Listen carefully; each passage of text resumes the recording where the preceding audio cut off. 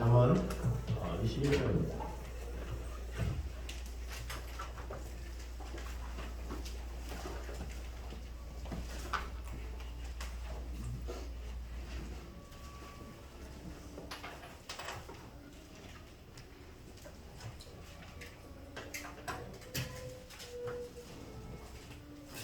잠언 21장 14절에서 20절까지 말씀입니다.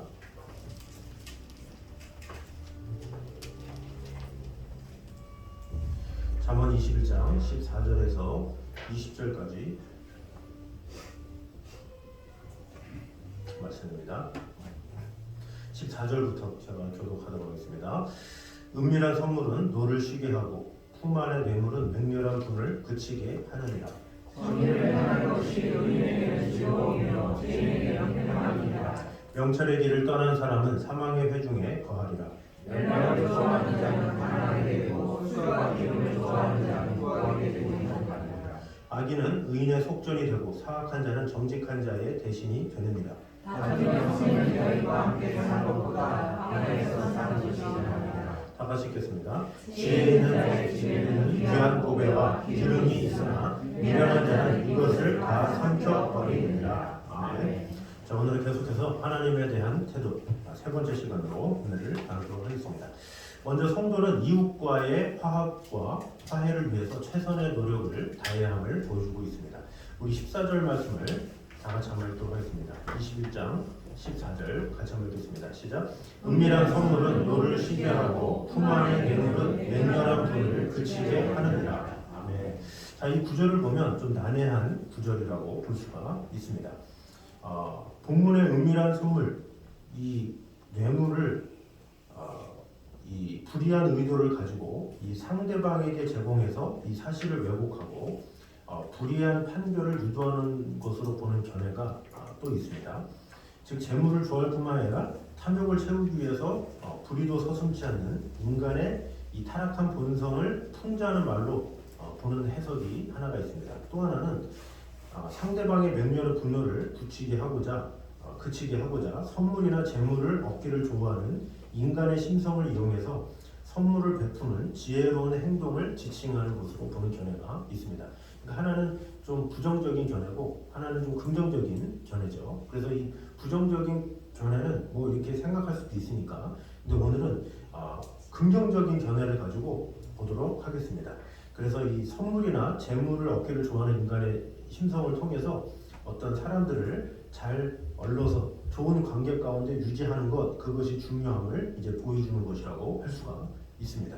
그래서 은밀한 선물은 노를 쉬게 하고 품 안의 뇌물은 맹렬한 분을 그치게 하느니라. 이것을 풀면 어떤 사람이 사람과의 관계 가운데 화가 나거나 뭔가 상대가 좀 그런 일이 있잖아요. 그러면 어떻게 됩니까? 은밀한 선물을 통해서 그의 노를 그치게 할 수 있고, 또 품 안의 뇌물을 통해서 그가 분내게 됨을 이제 방지할 수 있다. 그러면 어떻게 됩니까? 좋은 관계가 되겠죠. 바로 그런 것을 말하는 것이라고 볼 수가 있습니다. 사람은 누군가로부터 이 선물을 받으면 매우 기뻐하죠. 그것이 작든지 크든지 이 선물이라는 것을 상당히 기뻐하는 경우가 상당히 많이 있어요.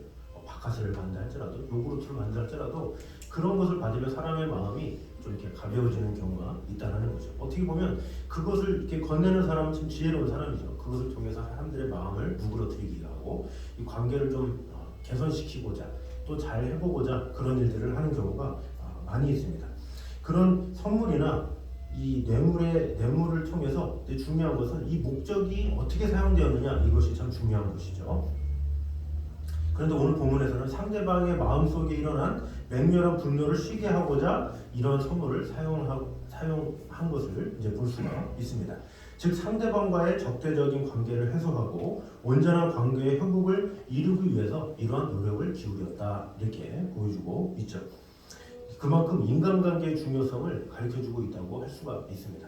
성경은 대부분 인간관계죠. 이 출애굽기의 율법에 대한 내용이나 레위기나 뭐 대부분에 보면 다 어떤 부부관계, 인간관계 그런 것을 막 많이 다루죠. 하나님께서. 왜 그렇습니까? 하나님께서 주신 인간이 서로 소통하면서 화목하면서 사이좋게 지내기 원하기 때문에 그래서 구약시대 때도 눈에는 눈을 아프고 이는 이로 갚으라 막 이렇게 얘기하잖아요. 그 보상법에 대해서 자세하게 나오고 또 잘못 행동에 대해서 어떻게 하고 또 도피성 같은 것이 있어서 무슨 일이 있을 때 더 큰 위험을 방지하기 위해서 도피성을 두게 하고 이렇게 저렇게 하는 이유가 그만큼 관계가 중요하기 때문에 우리 하나님께서 그렇게 구약시대에 그렇게 해놨다라는 것을 볼 수가 있습니다. 자, 그런데 성경의 대부분 이런 인간관계가 중요하게 나왔다라는 것은 무엇입니까? 인간관계가 그만큼 중요하고 제대로 세우는 것이 그만큼 필요한 것임을 알려주고 있는 것이죠. 그럼에도 불구하고 이 사람들 중에 인간관계를 중요하게 여기지 않는 사람이 많아요. 인간관계, 사람과의 관계. 그래서 자신에게 맞는 사람만 되게 편애하고 그런 사람만 만나고자 하는, 뭐 그럴 수 있죠. 당연히 사람이기 때문에 이왕이면 자기가 맞는 사람과 어울리면 좋잖아요. 말도 편하게 대화할 수 있고 얼마나 좋습니까? 그런데 문제는 자기와 마음에 드는 사람은 그렇게 자기 편으로 만들고 늘 만나고 늘 하는데 그건 당연한 거 누구나 다. 그러나 자기한테 맞지 않는 사람은 끊어버리는 사람이 있어요. 그냥 이 사람은 아니야 그러면서 그냥 확 선을 그어버려서 아예 연락을 끊어버리는 아예 그런 경우가 있다는 거죠. 물론 엄청 극악무도한 행동을 했다 그러면 안 되겠죠. 그러면 이 사람은 끊느니만도 못하기 때문에 그럴 수 있는 경우도 있는데 어떤 사람은 싸움 한번 했다고 해서 이 사람은 아니야 그러면서 확 끊어버리고 저 사람 끊어버리고 이 사람 끊어버리고 이렇게 끊는 경우가 있어요. 뭐 회사 같은 데 가면 이렇게 끊잖아요. 그러면 같이 일하는데 제일 힘들어. 만약에 멀리 떨어져 있는 사람이다. 뭐 한 1년에 한 번 본다. 3년에 한 번 본다. 그러면 뭐 좀 그럴 수 있는데 같이 일하는데 끊었다. 그러면 참 어색하고 좀 말하기가 좀 그런 경우가 있죠. 이것을 극단적으로 하는 사람은 가족 중에서도 끊는 사람이 있어요. 가족 중에서도 그냥 끊어버려요. 혈연인데 끊어버려. 그러니까 같이 식사를 하는데도 대화도 없이 그냥 얼마나 힘들겠어요. 그러니까 이런 것을 끊는 것을 주님께서 좋아하시겠습니까? 그래서 마태복음에 이런 말씀이 있죠. 예물을 제단에 드리다가 거기서 내 형제에게 원망들을 많은 일이 생각나거든 먼저 예물을 그 앞에 두고 먼저 가서 형제와 화목하고 구이 와서 예물을 드리라 이렇게 말하고 있죠. 그러니까 주님께서 원하시는 거 뭐예요? 기뻐하시는 것은 주님께 드리는 예물보다 관계가 더 중요하다 이것을 알려주는 거예요. 너 나한테 뭐 준다고? 나한테 감사하다고 한다고? 그럼 화해부터 해. 이것이 바로 하나님의 방법인 거예요. 그래서 우리 주위에 껄끄러움을 가진 사람이 있는지 또 주위에 내가 이렇게 말을 끊는 사람이 있는지 뭐 관계를 끊는 사람이 있는지 잘 돌아가서 좋은 관계, 화평한 가운데로 만들어라. 그런 사람의 열매를 내가 받겠다 이렇게 말씀하시는 거죠. 그래서 항상 우리 믿음의 사람들은 자꾸 관계를 끊는 자가 되면 안 돼. 자꾸 엮는 자가 돼야지. 그래서 나를 통해서 자꾸 엮여주고 뭔가 좀 잘못된 일을 한다 할지라도 어떻게든지 좋은 관계로서 마무리가 되도록 그런 게 있잖아요. 더 이상 대화가 안 되고 그런 경우가 있잖아요. 그러면 그 당시에는 그냥 당장에는 껄끄럼 없는 것처럼 최대한 노력을 하고 그 이후에는 어쩔 수 없잖아요. 그걸 뭐 굳이 만나면서 굳이 비굴하게 하면서 뭐 그럴 필요는 없고 중요한 것은 어떤 관계를 내 스스로가 막 정리하면서 탁탁탁탁 해서는 안 된다는 거죠. 왜? 우리 주님은 화목의 주님이시고 함께하기를 원하시고 우리가 한 마음으로 좋은 관계 가운데 지내기를 원하시는 분이시지 갈라지기를 원하시는 분이 아니에요. 인간은 근본적으로 죄가 들어오면서부터 시작된 게 분열. 가인이 범죄하고 어떻게 됐습니까? 가인성을 만들죠. 가인성을 만들었다는 게 뭐예요? 자신의 부락을 만들었다는 거예요. 그러면 자신의 부락을 만들었다는 것은 다른 사람은 들어오지 마 이거예요. 여긴 가인성이야. 나머지 들어오지 마. 여긴 우리 땅이야. 이렇게 말하는 거죠. 그 자기들의 족속이 생겨서 자기들만의 공동체가 생기죠. 그것이 악한 사람들의 특징이에요. 교회도 사단이 들어오게 되면 사단이 역사하게 되면 분열하죠. 쫙 갈라지는 거예요. 누구파로 갈라져가지고 서로 그냥 같은 교회인데 이 A파는 저쪽에서 드리고 B파는 저쪽에서 예배 드리고 그러고 있어요. 그러면 그것이 하나님께서 기뻐하는 거겠습니까? 본인들은 막 다 옳다고 그러겠죠. 우리가 잘했다. 또 여기 만나면 우리가 잘했다 말하지만 갈라진 것 그 자체가 하나님의 그런 공의를 무시한 그런 것이라고 볼 수가 있죠. 하나가 돼야 돼. 자꾸 뭉쳐야 돼. 그것이 바로 하나님께서 기뻐하시는 사람들의 모습이다라는 거죠. 어떻게 하면 한 마음으로 어떻게 하면 화목하게 하느냐 어떻게 하면 같이 하느냐 이것이 중요하지 갈라지고 분열되고 저 사람이 뭐 문제가 있어서 그런 거라고. 문제는 다 있죠. 그 문제가 서로 있으면 서로 보완해서 하나가 되는 데 힘써야지 자꾸 갈라지면 문제가 있다는 거죠. 그래서 제가 이전에 교단에 대해서도 얘기했지만 교단이 자꾸 갈라지는 것도 문제가 있는 거예요. 자꾸 하나가 돼서 어떻게든지 뭉쳐야 되는데 그것이 자꾸 갈라진다, 교단이 나눠진다, 이것은 문제가 있다는 거죠. 그래서 우리는 항상 하나가 되는데 초점을 맞추는 것, 그것이 필요하다는 거죠. 오늘 이 본문의 말씀처럼 은밀한 선물은 노를 쉬게 하고 품 안의 뇌물은 맹렬한 분을 그치게 한다, 이렇게 한 것처럼 상대가 마음을 돌리려면 뭐가 필요해요? 뇌물이 필요하다는 거예요. 선물이 필요하다는 거예요. 그런 것을 통해서 상대의 마음을 자꾸 돌아오게 해서 하나가 되게 하는 것, 그것이 우리의 책임이요 하나님께서 기뻐하는 것이다 라는 것을 꼭 기억함으로 말미암아 내 주위의 관계를 한번 돌아보고, 또 내가 혹시나 이렇게 담을 딱 쌓고 있는 사람이 있는지 다시 한번 돌아보면서 모두가 다 허물 없이 나와는 스스럼 없이 대화할 수 있는 사람으로서 나를 통해서 소통의 도구가 되게 해달라고 늘 기도하며 간구하며 하나님 앞에 한마음이 되는데 마음을 다하는 저희 되시기를 주님의 이름으로 축원합니다. 자, 두 번째는 하나님을 떠난 자가 갈 곳은 파멸의 골짜기일 뿐임을 보여주고 있습니다. 우리 16절 말씀 다 같이 읽도록 하겠습니다. 잠언 21장 16절 시작. 명철의 길을 떠난 사람은 사망의 회중에 거하리라. 아멘. 자, 명철의 길을 떠난 사람은 사망의 회중에 거하리라 그랬어요. 자, 여기서 말하는 이 명철의 길, 이게 뭡니까? 하나님을 따르는 자들을 말하는 거죠. 명철의 길은 지혜를 쫓는, 하나님의 뜻을 쫓는 사람들, 우리 공동체를 믿음의 공동체다 그러잖아요. 에클레시아, 믿음의 사람들의 모임, 주님을 그리스도로 모인 사람들의 모임을 교회라고 하죠. 이것을 어떻게 보면 명철이 있는 자들의 모임이다라고 할 수가 있습니다. 왜냐, 이 10편에 보면, 49편에 보면 하나님을 거부하는 자, 하나님을 무시하는 자는 멸망하는 짐승과 같다, 이렇게 얘기를 하고 있죠. 그럼 반대로 하나님을 경외하는 자들은 지혜로운 자다, 명철한 자다 라는 것을 알려주고 있는 것이죠. 그런데 그런 명철한 자가 하나님을 떠나면 어떻게 되느냐라는 거죠. 그래서 여기 사망의 회중에 거하느니라 이렇게 이야기를 하고 있는데, 이 사망의 회중은 죽은 자들의 무리에 속하게 될 것이다, 이렇게 말하는 것이죠. 요컨대 빛과 생명이신 하나님을 떠난 자는 필연적으로 어두운 사망의 웅덩이와 골짜기로 떨어질 수밖에 없다, 이렇게 말을 하고 있죠. 그런데 사람들 중에는 이것을 정반대로 생각하는 경우가 많이 있습니다. 신앙을 가지고 하나님께로 나아가는 것을 지금까지 누려왔던 이 자유를 박탈당하는 것이라고 생각하는 경우가 있죠. 그러니까 교회 활동을 하잖아요. 그러면 교회 일이 많아지고 그런 봉사를 하게 되고 그러면 교회에서 시간을 투자하게 되고 그러다 보면 어떤 생각을 하냐, 내가 너무 시간 낭비하는 거 아니야? 그러니까 믿음이 없다는 가정하에 말씀드리는 거예요. 믿음이 사실 있으면 그런 생각이 없죠. 믿음이 들어가면 봉사하는 것도 은혜요, 내가 주님을 위해서 뭐라도 할 수 있는 것이 은혜라는 생각을 하는데, 어떤 믿음과 관계없이 어떤 사람들이 좋아서 아니면 분위기가 좋아서 이렇게 교회에 들어선 경우가 있죠. 아니면 반짝 믿음, 잠깐 보이는 어떤 그런 감정적인 것으로 인해서 교회에 속하게 되는 경우가 있어요. 그런데 교회에 속하게 돼서 봉사하게 된 것까지 좋은데 봉사하면서 어떤 마음이 드냐, 시간 낭비하는 거 아니야? 이런 생각. 다른 사람들은 이 시간에 마음껏 놀러가고 자기 할 건 하는데, 자기 취미생활도 하고 자기 개발도 하는데 나는 뭐지? 이런 생각을 하는 경우가 많이 있죠. 그런 분들이 어떤 분들이 많이 하냐면, 이 교회 일을 하는 데 있어서 막 매일매일 나오는 일이 많거나, 예를 들어서 대형 교회 같은 경우는 커피 봉사도 있고 여러 가지 많은 봉사들이 있잖아요. 그러다 보면 일주일에 3번도 나오고 4번도 나오고 막 이렇게 하는 거예요.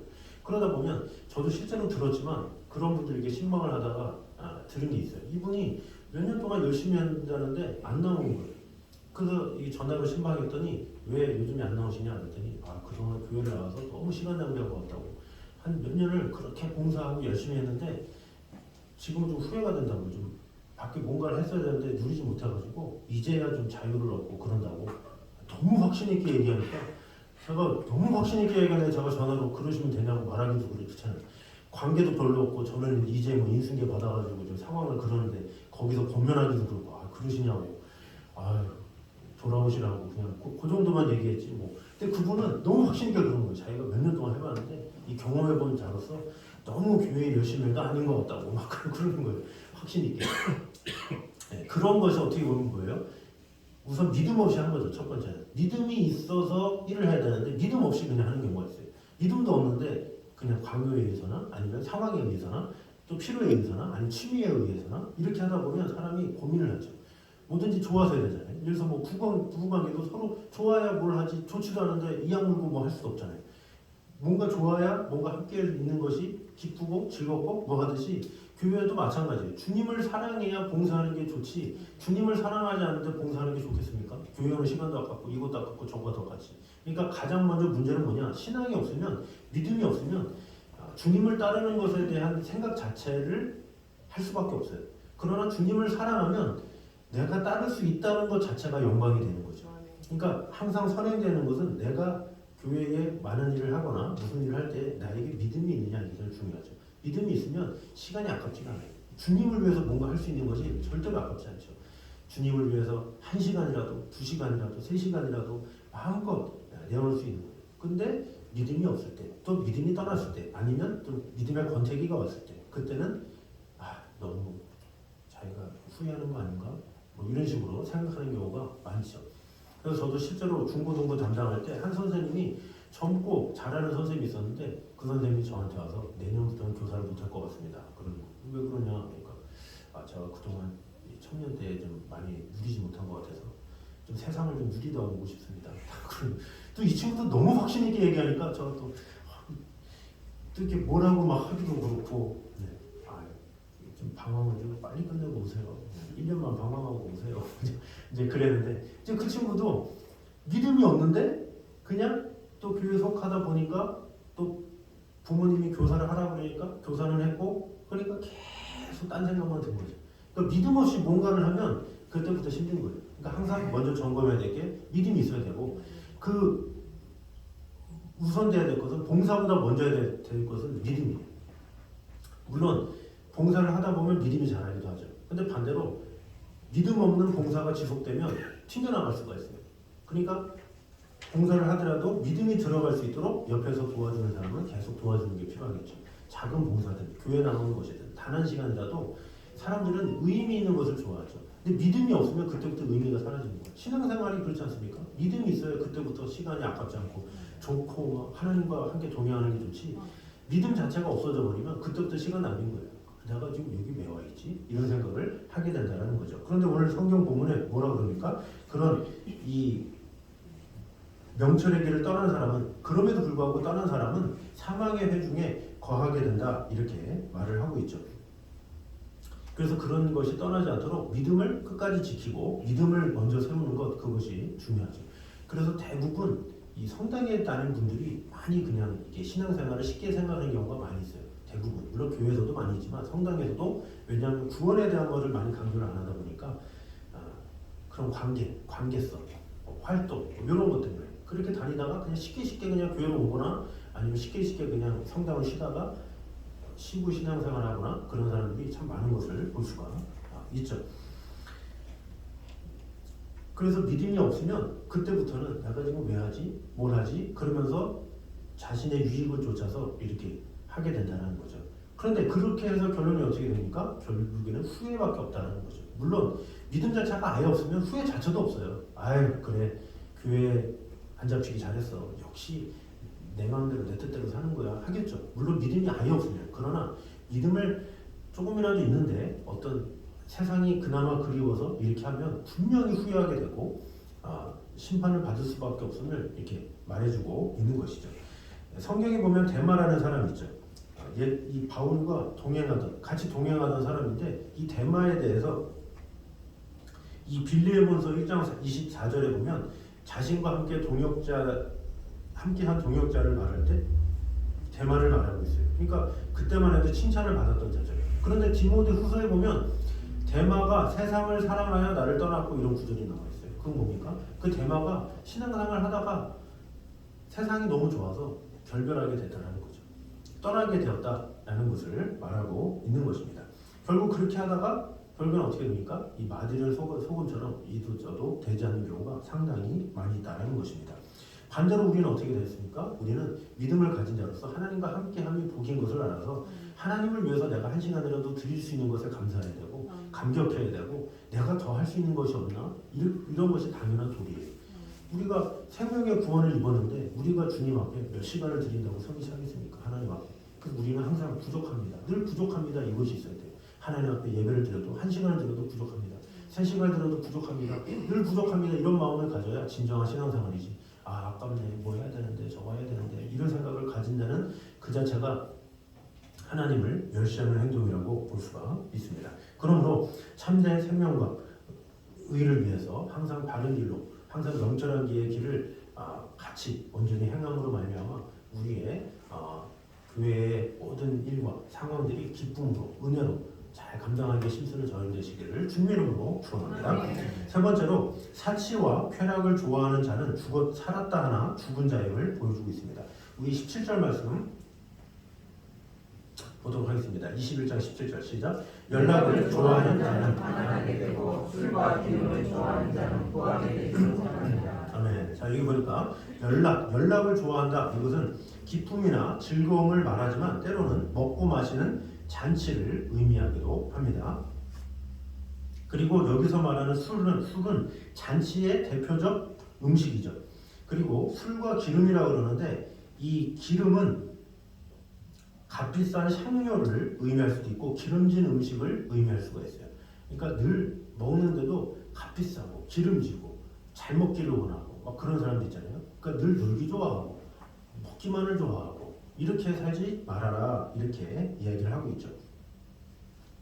그래서 잔치를 말하는 것은 그냥 소박한 잔치가 아니라 값비싼 향료를 뿌리고 술과 기름진 음식으로 계속 벌이는 화려한 잔치를 말하는 것이죠.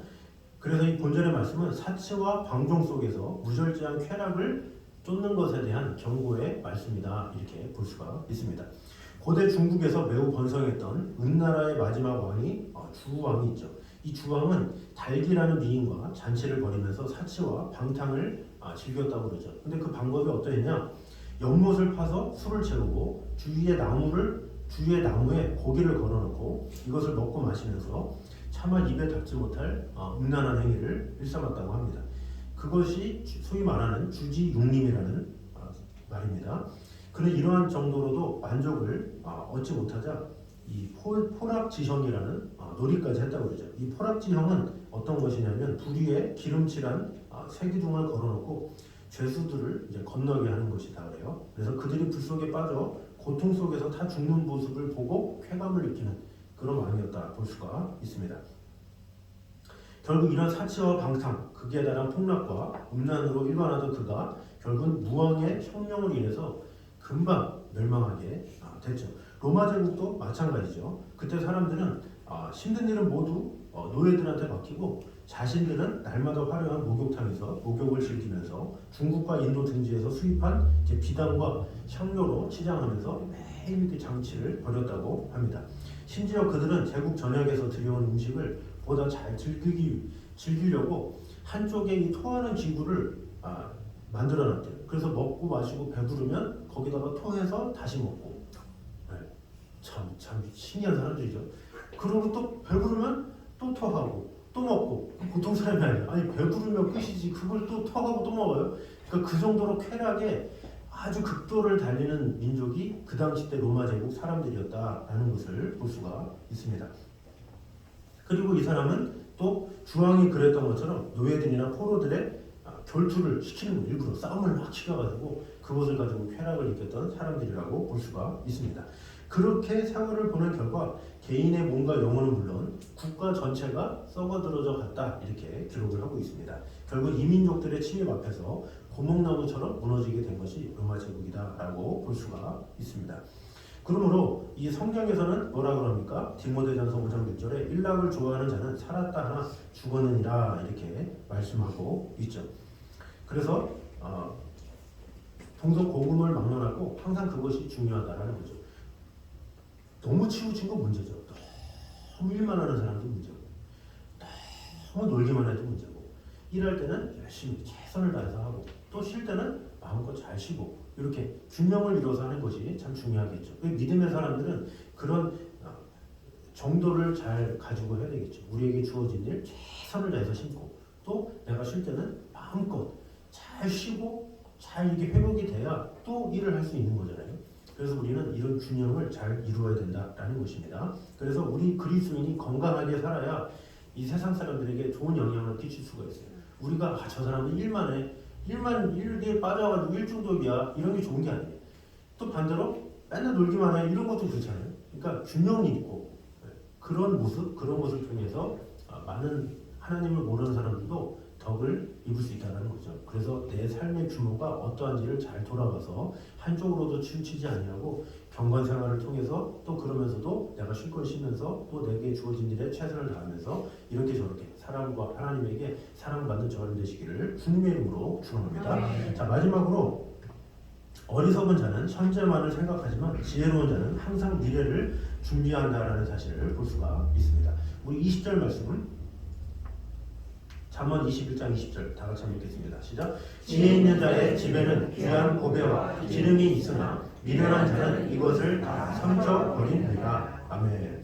자, 여기서 지혜 있는 자의 집과 귀한 보배와 기름이 있다라는 것은 후반절과 대비시켜 생각할 때 정제적으로 풍족하고 윤택한 삶을 누린다 이런 의미가 아니라 언제 발생할지 모를 위태로운 상황을 대비해서 늘 귀한 보배와 기름을 예비해 둔다 이렇게 말을 하고 있는 것이죠. 반대로 미련한 자는 지금 당장만을 생각하기 때문에 모든 것을 먹고 소비해 버렸기 때문에 아무것도 남겨두지 않는다라는 말이죠. 이를 통해서 솔로몬은 인생을 살아가며 지금 당장만을 생각할 것이 아니라 내일을 위해 준비하는 지혜가 필요하다 이것을 말하고 있는 것이죠. 그래서 여기서 말하고자 하는 것이 무엇입니까? 우리 인생을 살아감에 있어서 항상 나중을 생각해라, 미리 대비해라 이렇게 말을 하고 있는 것이죠. 그래서 우리 몸도 그렇고 또 뭐 자동차도 그렇잖아요. 항상 미리미리 체크를 하는 게 필요하죠. 그래서 정비소 가면 항상 저도 항상 듣는 말이 그런 미리미리 좀 해요. 미리미리 기름 좀 채우고 미리미리 뭐 윤활유 좀 채우고 미리미리를 안 하고 계속 닥쳐서 하니까 수리비는 더 드는 거예요. 이렇게. 근데 우리 몸도 그렇고 전기적인 문제도 그렇고 모두 그렇고 항상 그렇다는 거죠. 항상 미래를 대비하면서 살아가는 것 그것이 지혜다라는 거죠. 항상 그 앞을 내다보면서 해야지 지금 당장 좋다고 그러면서 확 다 해버리고 이런 것은 좋지 않다라는 거죠. 내가 지금 건강 좋다고 막 다 쏟아부는 사람 있잖아요. 내가 지금 뭐가 있다고 막 다 하는 사람 그것이 아니라 조금씩 이렇게 에너지를 조금씩 발산하면서 이렇게 하는 것이 필요하다라는 것이죠. 그래서 우리가 살아가는 인생은 길다면 길고 짧다면 짧기 때문에 이 영혼이라는 것에 비하면 찰나에 불과하죠. 그래서 우리는 이 찰나를 사는 인생을 당장만을 생각하면서 살지 말고 그 미래에 어떤 일이 벌어질지를 미리미리 생각하면서 신중하게 해야 할 것을 이렇게 말하고 있는 것이죠. 예수님께서는 종말과 심판에 대해서 말씀하시면서 이 신랑을 맞으러 나간 10처녀의 비유를 말씀하셨죠. 슬기 있는 5처녀는 어떻게 했습니까? 충분한 기름을 준비했죠. 그래서 신랑이 올 때 등불을 들고 신랑을 맞으러 갔죠. 근데 미련한 5처녀는 미처 기름을 준비하지도 못한 채 다 떨어져가는 기름으로 인해서 불안해하다가 결국 신랑을 맞이하지 못했다 이렇게 말을 하고 있죠. 여기서 말하는 것도 뭐예요? 그날과 그때를 대비하면서 살아라 말을 하고 있는 것이죠. 우리의 신앙생활도 항상 대비하고 경제적 문제도 그렇고 어떤 자녀에 대한 문제도 그렇고 모든 문제도 항상 미래를 내다보면서 하루하루를 심도 있게 이렇게 살아갈 것을 말하고 있는 거예요. 지금 당장 필요한 거, 지금 당장 해야 되는 거, 나는 하루하루 인생이야, 지금 당장이 중요해, 이런 사람 있죠. 지금 당장 빨리 뭐 해야 되는데 이게 아니라 정말로 지혜로운 사람은 그 너머를 볼 수 있는. 그래서 지금 당장 뭐 하고 싶어도 그 다음 템포를 생각하면서 준비하는 이런 것을 볼 수가 있습니다. 그래서 항상 하나님의 나라를 위해서 항상 준비하며 나아가는 것 그것이 필요하죠. 에너지를 소비함에 있어서 운동선수도 어떻습니까? 한 번에 소비하지 않아요. 그것을 나눠서 소비하죠. 마라톤 선수도 어때요? 그 42.19호를 달리기 위해서는 그 42.19호를 달리는 그 2시간을 나누는 거예요. 자신의 체력을. 그러나 그것을 나누지 못하는 아마추어들은 무조건 달릴 거예요. 꽉 달리고 나서 그러다가 나고하는 경우가 많잖아요. 그 오래 달리기도 못하는 사람들이 보통 그렇게 하는 거예요. 제가 처음에 그랬거든요. 1등이다. 1등은 무슨 1등이에요? 꼴등을 하세요, 꼴등으로. 네. 처음에는 막 좋다고 그게 바로 앞만 바라보는 거죠. 나중을 생각하는 사람들은 조절하는 거예요. 페이스 조절 하면서 페이스 조절. 네. 또 너무 페이스 조절만 하면 너무 미래만 내다보다가 끝까지 또 꼴등을 하는 경우도 있죠. 그러니까 전체를 잘 계산하면서 그러니까 어떤 달리기든지 뭐든지 항상 전체를 준비하는 거예요. 축구 선수도 그러고 농구 선수도 그러고 시즌이 있잖아요. 시즌을 보면 1년 그 야구는 144경기, 뭐 132경기, 128경기 이렇게 하는 경우도 있고 축구 같은 경우는 50경기, 막 60경기 이렇게 하는 경우도 있고 그럼 시즌이다라는 거죠. 근데 이 반짝 스타들이 있어요. 당장 뭐 한번 잘해가지고 펀치 이런 사람들이 체력을 1년을 생각 안 하고 지금 당장만 해보겠다고 막 하다가 그런 경우가 있어요. 그러나 진정한 프로는 차근차근 기록도 차근차근 쌓는 사람이 있어요. 아마추어들이 엄청 단시간에 엄청 잘해가지고 빛깔처럼 나타났다가 금방 사라지고 그런 경우가 있죠. 그게 뭡니까? 페이스 조절이 안 돼서 그래요. 항상 지혜로운 사람은 1년을 잘 준비하면서 꾸준히 아프지 않고 이런 사람이 있어요. 못하는 사람은 한 2게임하고 병 나가지고 앰뷸런스 실려가지고 6개월 쉬다가 그 다음 또 와가지고 또 2, 3일 열심히 하고 또 실려가고 그런 사람도 엄청 많아요. 그러다가 은퇴하는 사람도 엄청 많고 그게 뭡니까? 조절이 잘 안 된 거죠. 지혜로운 사람은 항상 전체를 보고 항상 순간순간마다 내가 하는데 오버페이스를 하지 않는지 아니면 내가 하는데 좀 너무 소심하진 않는지 잘 이렇게 돌아보면서 잘 관리하는 것 그것이 필요하다라는 것입니다. 그래서 어리석은 자는 현재만을 생각하며 살아가지만 지혜로운 자는 항상 미래를 준비하며 살아가는 자임을 꼭 기억함으로 말미암아 우리 하나님은 미래 중심적인 분이시고 또 그것을 요구하시는 분이시죠. 내가 장차 너를 개발하리라 이 주님께서 말씀하시잖아요. 그 미래를 보시는 거죠. 그런 것처럼 우리 또한 미래를 늘 생각함으로 말미암아 우리의 건강의 문제, 자녀의 문제, 가정의 문제, 물질의 문제 이런 모든 것들도 그 이상을 잘 바라보면서 페이스를 잘 유지해서 하나님과 또 사람들에게 칭찬받는 저를 되시기를 주님의 이름으로 축원합니다. 기도하겠습니다. 찬양해 감사합니다. 우리와 언제나 함께 하시는 주님의 은혜를 찬양합니다. 우리 성도는 이웃과의 화합과 화해를 위해서 최선의 노력을 다해야 함을 오늘 보게 되었습니다. 무엇보다 관계의 중요성을 말씀하신 주님의 말씀을 따라서 우리 주위의 사람들과 좋은 관계 가운데 있는지 다시 한번 잘 돌아봄으로 말미암아 나를 통해서 축복의 통로가 되며 나를 통해서 서로 교제하는 나를 통해서 많은 이들이 모이는 것을 경험할 수 있도록 주님 함께하여 주시옵소서. 또한 하나님을 떠난 자가 갈 곳은 오직 파멸의 골짜기일 뿐임을 오늘 보게 되었습니다. 하나님의 일을 할 때에 믿음으로 할 수 있도록 인도하여 주시옵고 믿음이 없으면 우리는 하나님을 떠나게 되고 또 신앙생활하는 것을 고민할 때가 됩니다. 아버지 하나님 그런 일이 없도록 우리에게 믿음이 충만해지게 하여 주셔서 주님 앞에 나오는 것이 기쁨이요 영광인 것을 늘 감사로 느낄 수 있도록 주님 함께하여 주시옵소서. 또한 사치와 쾌락을 좋아하는 자는 살았다 하나 죽은 자임을 꼭 깨닫게 하여 주시옵소서. 우리가 살아가는 매 순간마다 열심을 다하고 마음을 다하고 또 쉴 땐 쉬면서 하나님께서 주시는 이 몸을 가지고 열심히 하나님의 일들을 감당하기에 부족함이 없도록 이웃에게 아름다운 덕을 세우는 그런 성도들 되게 하여 주시옵소서. 또한 어리석은 자는 현재만을 생각하지만 지혜로운 자는 항상 미래를 준비한다는 사실을 오늘 보게 되었습니다. 항상 미래지향적으로 하나님께서 주신 사명 우리가 평생 해야 될 것임을 꼭 기억함으로 말미암아 지금 당장 내가 무슨 일을 이루겠다라고 마음을 먹는 것이 아니라 매 순간마다 내가 하루하루 순종할 수 있는 것에 순종하며 한 걸음 한 걸음 하나님께서 주시는 그 뜻 가운데 귀한 직분 주님께서 주신 사명 잘 감당하며 나아가는 성도들 되게 하여 주시옵소서. 이제는 우리 주 예수 그리스도의 은혜와 아버지 하나님의 무한하신 사랑과 성령님의 교통하심이 늘 우리와 함께 하심으로 말미암아 우리에게 지혜를 주기 원하시는 하나님의 영광 가운데 거하기 원하는 이전에 있는 모든 성도들 위해 이제부터까지 함께 있기를 간절히 축원하옵나이다. 아멘.